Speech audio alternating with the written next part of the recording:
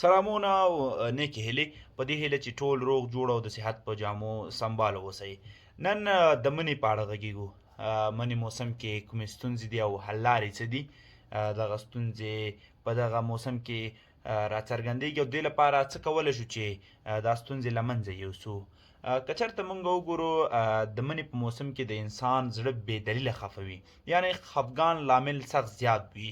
په دغه موسم کې د نورو موسمونو په پرتله باندې د سر ویښتان هم رژېږي، ځکه چې انسان بې خوبه کېږي، خوب سره علاقه کمیږي، د خوراک سیستم یې غیر منظم کېږي او تنهایي خوښوي. څومره چې تنهایي وي دی خوښ وي هغومره، او دغه کار د انسان په بدن د انسان په روح باندې ډېر زیات تاثیرات لري. که چېرته موږ وګورو په دغه موسم کې انسانان ځان ملامت احساسوي او د ژوند په اړه بدبینه کېږي او د ژوند په اړه بې تفاوته کېږي او له ژوند سره اصلا مینه کمیږي او هغه کارونه چې دوی مخکې ترسره کول دا ټول پرېږدي او یا یې په اړه بې تفاوته کېږي.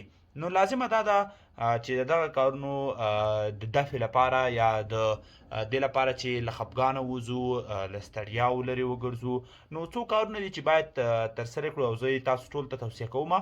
لومړی کار چې دی لمر ته ډېر وګرځئ.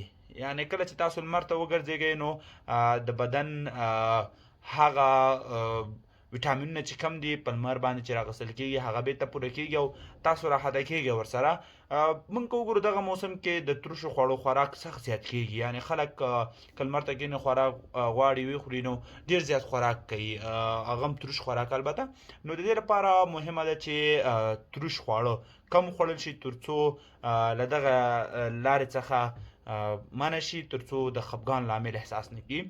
ورسره تفریح پکار ده. موږ مخکې ویل چې انسان ځان ګوښه کوي او یوې څنډې ته کېږي، نو پکار دا ده چې انسان په دغه موسم کې تفریح وکړي، ورزش وکړي، هغه ورزش سره چې دوی علاقه لري همغه ترسره کړي او پرمختګ پکې وکړي. یعنې هم به بدن ورسره سازګار وي، هم به ورسره ساعت تېر وي او هم به له ګوښه کېدو څخه وژغورل شي. ورسره پخوا کې نیم ساعت پلی مزل دی. که چېرته موږ وګورو د هېواد وضعیت دا موږ ته نه ایجابوي چې موږ د نیم ساعت پلی مزل وکړو او امنیتي وضعیت که چېرته وګورو ډېر خراب دی، خو بدیل لاره دا ده چې کور کې یا هم د کار ځای کې چې تاسو یې نیم ساعت په خپو وګرځېږئ او پلی مزل وکړئ تر څو سکون ورسره احساس کړئ.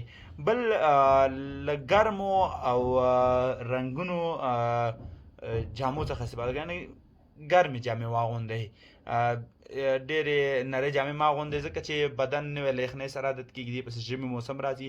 نو پکار ده چې تیار ورسره ځان سازګاره کړو او دا یو لامل دی چې انسان د ستړیا احساس کوي، ځان ستړی کېږي او هغه بېرته د خوب ځي ته منډه کوي او قرار دی باندې خوښ وي چې د خوب ځي کې پاتې شي ټوله ورځ. بل کار چې دی ویټامین داره خواړه وخورئ. یعنې کله چې تاسو ویټامین داره خواړه خورئ نو تاسو کولی شئ چې راحته واوسئ، یعنې بدن مو ورسره راحته پاتې کېږي. اخري څیز چې دی هغه له کوچني ګام څخه شروع کول دي. یعنې کله چې تاسو غواړئ شروع وکړئ، بدلون وکړئ، نو له کوچني څه شروع کړئ. یعنې مثلا تاسو مزل کوئ 10 دقیقې نشئ کولی، له 15 دقیقو شروع کړئ، 10 دقیقې. او حتما د مني موسم د مطالعې لپاره تر ټولو غوره موسم دی. شپې اوږدې دي، ورځې پکې ورو ورو رالنډېږي، نو تاسو کولی شئ چې دغه وخت مو په کتاب باندې تیر کړئ. که اوله کې لوی لوی کتابونه نشئ لوستلی نو واړه کتابونو ته مخه وکړئ، دی ولولئ، هغې نه وروسته بیا مخکې لاړ شئ. نو له تاسو ټولو هیله ده چې دغه بدلونونه چې راځي په دې کې په تشویش کېږئ مه چې څه حالات ته روان یم، ما به څه شوي دي او څه کېږي، هېڅ کومه خبر نشته. مهمه مسله هغه د مني موسم ده چې دا ستونزې پکې خپله رابرسېره کېږي او د انسان بدن د بدلون احساس کوي او دې سره ځینې اذهان چې دي هغه په ډیپریشن اخته کېږي، یعنې له ډېرې بې تفاوتۍ څخه. نو بې تفاوته مه پاتې کېږئ، هغه لارښوونې چې مخکې مې وکړې په هغې باندې عمل وکړئ، انشاءالله د دغه مشکلات څخه په اسانۍ سره ووځئ. مننه.